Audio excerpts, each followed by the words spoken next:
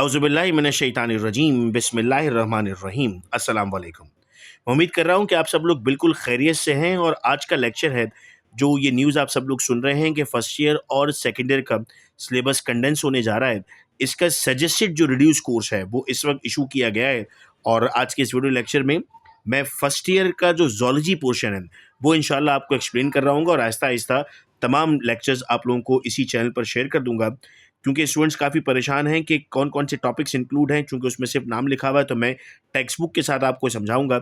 याद रहे कि ये कंफर्म नहीं है अभी, लेकिन ये सजेस्टेड कोर्स है तो अभी से आपको पता होना चाहिए कि अगर ये सिलेबस इंप्लीमेंट हुआ तो कौन कौन सी चीज़ें आपको पढ़नी हैं, किन पर ज़्यादा फोकस करना है, कौन से इंपॉर्टेंट टॉपिक्स हैं, और फिर इंशाल्लाह इसी यूट्यूब चैनल पर हम इनकी एमसीक्यूज प्रैक्टिस और रीजनिंग, नॉन रीजनिंग और डिस्क्रिप्टिव क्वेश्चंस को डिस्कस कर रहे होंगे।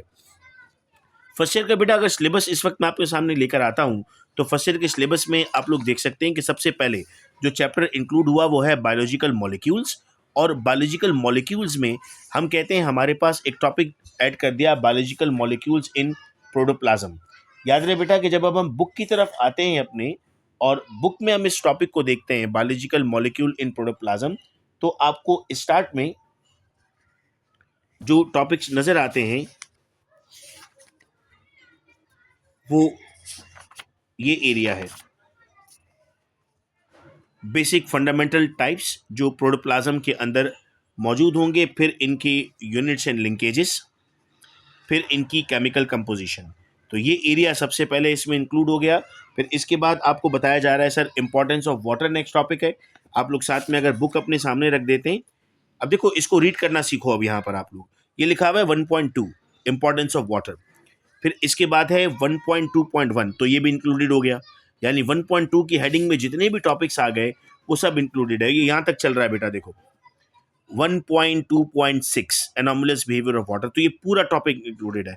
कुछ बच्चे सिलेबस को परेशान हो रहे हैं कि रीड कैसे करेंगे, तो मैं आपको ये समझा देता हूँ। फिर इसके बाद बेटा आपके पास अगला टॉपिक आ गया carbohydrate, protein, lipid and nucleic acid. यानी पूरा का पूरा कार्बोहाइड्रेट इंक्लूड हो गया। फिर पूरा प्रोटीन आ गया बेटा आपके पास, ये प्रोटीन का टॉपिक आपके पास पूरा आ जाएगा क्लासिफिकेशन के साथ। फिर लिपिड का टॉपिक बेटा आपके पास पूरा आ जाएगा इसमें। और फिर इसके बाद आपके पास जो न्यूक्लिक एसिड का टॉपिक आ रहा है वो पूरा आ रहा है। ये न्यूक्लिक एसिड का पूरा टॉपिक है। क्या चीज़ कट हो गई सर इसमें? सर इसमें आपके पास अब देखो ये बड़ा इंटरेस्टिंग है, 1.6 है आपका बेटा न्यूक्लिक एसिड, जरा गौर से देखना है इसको 1.6। तो 1.6 की हेडिंग्स जहाँ तक चल रही है ना वो सारी की सारी इंपॉर्टेंट हैं और वो सब आएंगी। ये देखो 1.6.7 ये भी आ जाएगा।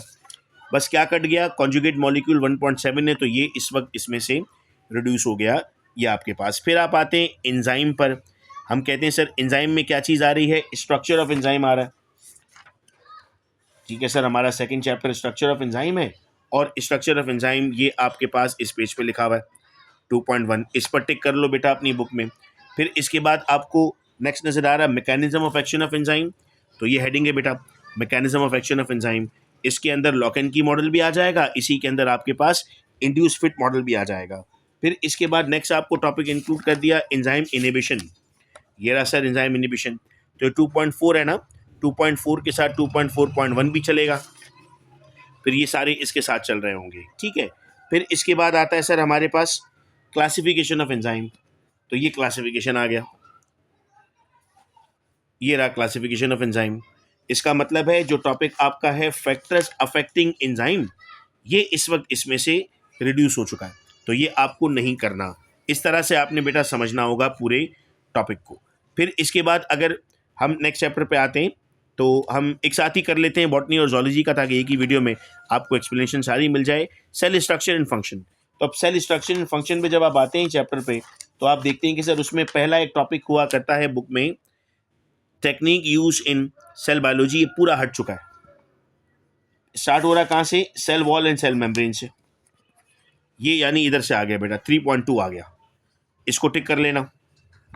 फिर इसके बाद जो नेक्स्ट टॉपिक आपको दिखा रहा है वो साइटोप्लाज्म एंड ऑर्गेनील दिखा रहा है, तो ये आ गया बेटा आपका साइटोप्लाज्म। अच्छा, अब इसमें ये पूरा टॉपिक इंक्लूडेड है। 3 ये देखो प्लाज्मा मेम्ब्रेन आ रहा है, 3.2 में जितनी भी हेडिंग्स आ रही है ना वो सब के सब इंपॉर्टेंट हो गई और इंक्लूड हो गई। अब पूरा साइटोप्लाज्म आ गया, मतलब एंड तक आएगा। तो ये चैप्टर में से अगर देखा जाए तो एक ही चीज़ सिर्फ कट हुई है बेटा, जो पहला पार्ट था इसका, बाकी कुछ भी कट नहीं हुआ। नेक्स्ट चैप्टर की तरफ हम आते हैं, बायो एनर्जेटिक्स। तो उसमें चैप्टर नंबर 4 है हमारा। चैप्टर 4 में जो टॉपिक आपका इंक्लूड किया है वो फोटोसिंथेसिस है। तो ये फोटोसिंथेसिस मिलेगा बेटा आपको 4.1 पे। अब 4.1 जहाँ जहाँ चल रहा है ना, 4.1 आपको लास्ट दिखा देता हूँ कि कहाँ जाके ये एंड हो रहा है। 4.1, 4.2 जब मिलेगा हमें, ये सब आ रहा है, यानी ये आपके पेज नंबर 82 तक सारा चल रहा है। और लास्ट हेडिंग जो आपको नज़र आ रही है 4.1.10, ये देखो यहाँ तक ये पूरा इंक्लूड हो गया। लाइट डिपेंडेंट और लाइट इंडिपेंडेंट रिएक्शन, ये सारा का सारा बेटा आपके पास इंक्लूडेड है। फिर इसके बाद आता है सेलुलर रेस्पिरेशन, ये 4.2 है। तो ये 4.2 आ गया, और जहाँ तक 4.2 चलता जा रहा है वो भी मैं लास्ट आपको दिखा देता हूँ बेटा। 4.2 यहाँ तक आपके पास चल रहा है, ये एंड में आपके पास आ रहा है 4.2 और 4.2.4 सेलुलर रेस्पिरेशन और प्रोटीन एंड फाइट, यहाँ तक बेटा आ रहा है। फिर इसके बाद नेक्स्ट आपके पास आता है फोटो रेस्पिरेशन।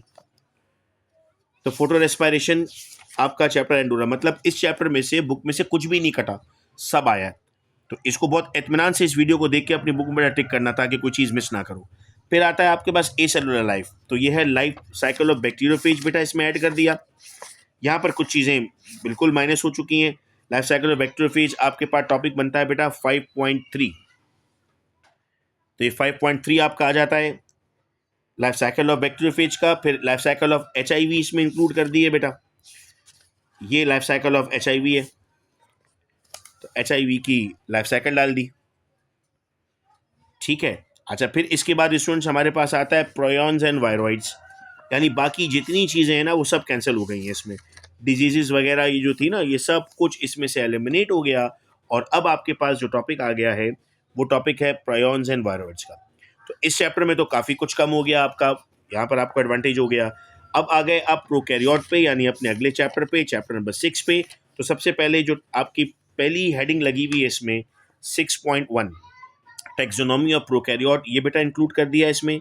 फिर structure, shape and size of bacteria. अब देखो 6.1 जहाँ तक चलेगा ना वो सब आपको करना है। फिर structure, shape and size of bacteria आ जाता है आपके पास।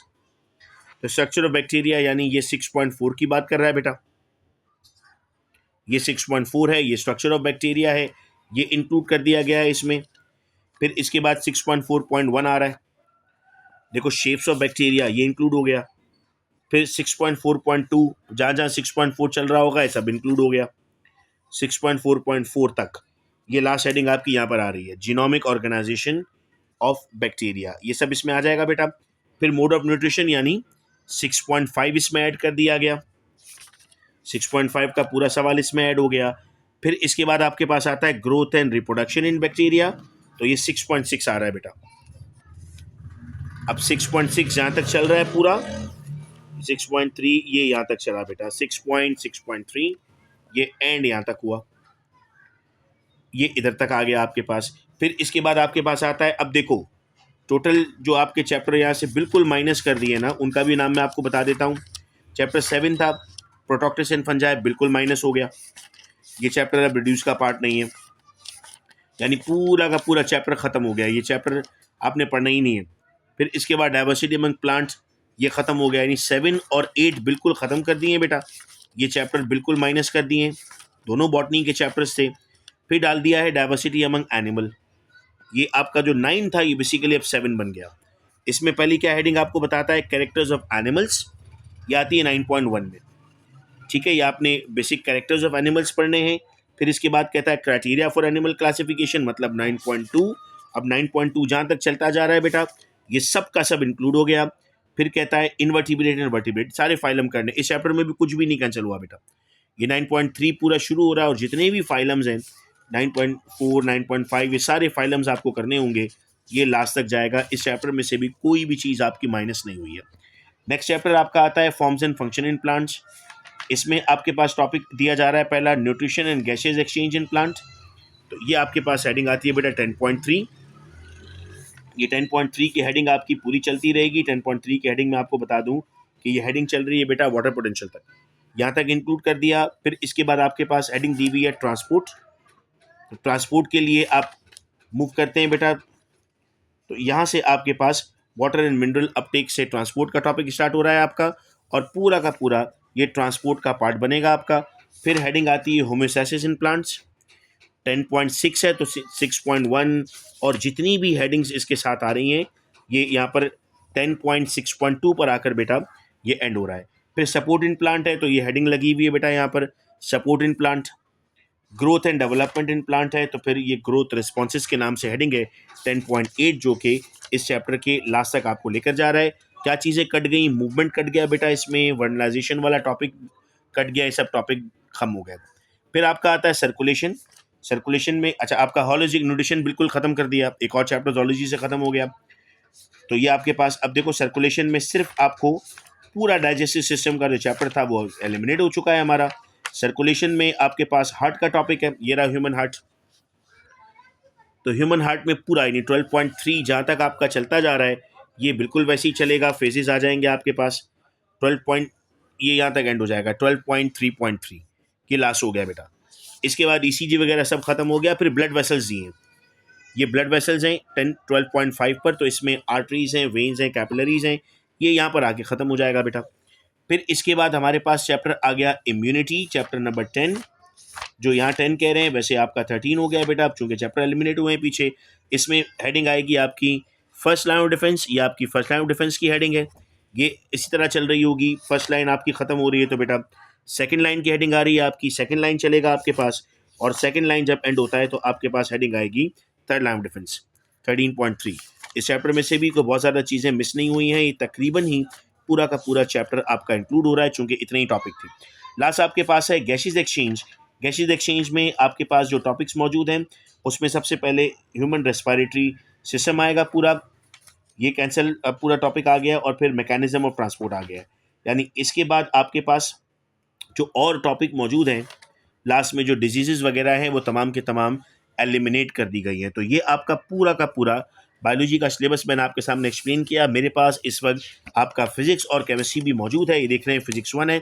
इंशाल्लाह अगले लेक्चर में मैं आप लोगों को फिजिक्स और मैं आपको केमिस्ट्री भी दिखा देता हूँ जो मौजूद है मेरे पास, ये केमिस्ट्री है बेटा। तो नेक्स्ट क्लास में पूरा इसी तरह डिटेल मैं आप लोगों के साथ शेयर कर दूंगा। ये वीडियो लेक्चर अपने फ्रेंड्स के साथ ज़रूर शेयर कर दें ताकि उन लोगों तक भी ये तमाम इन्फॉर्मेशन पहुँचे। और अगर आप चाहते हैं कि आपको व्हाट्सएप पर ऐड कर दिया जाए, जो कम्युनिटी और ग्रुप हमने प्रिपेयर किया है स्टूडेंट्स को मल्टीपल मटेरियल शेयर करने के लिए, तो आपसे रिक्वेस्ट है कि आप अपना नाम और अपना college name first year mention करके इस नंबर पर व्हाट्सएप कर दें ताकि आपको रिस्पेक्टिव ग्रुप्स में हम ऐड कर दें और फर्दर जितने भी MCQs हैं, जो भी वीडियोस शेयर हो रही हैं वो सब आप तक पहुंचती रहे। बहुत शुक्रिया आप तमाम का इस वीडियो लेक्चर को सुनने का। अपना बेहद ख्याल रखिएगा आप सब लोग। अल्लाह हाफिज़।